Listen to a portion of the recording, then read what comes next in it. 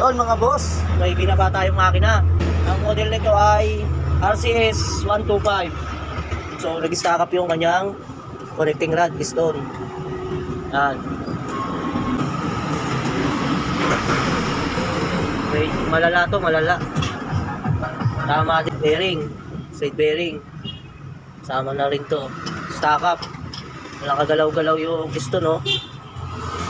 So yung block niya rin Nag-overheat siya. may gas-gas. Yun, no? Baba siya.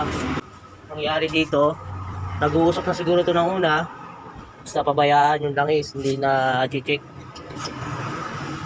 Ngayon talaga pagka nag-uusap, nagbabawas ng langis. Nung nagbabawas ng langis, hindi na i-check. Yun, natuyuan. Ganito nangyari. Kailangan, kahit na wala pa tayong budget, pagka nag-uusok, pwede nang dagdagan ng langis, huwag lang matuyuan. Hintayin natin yung kailan tayo magka-budget. Pero huwag niyong pababayaan sa langis kasi mas malaki yung madadamage. Imbis na piston ring lang or rebor, huwag natuyuan, mas malaki gastos. So yun lang. Sana'y makatulong.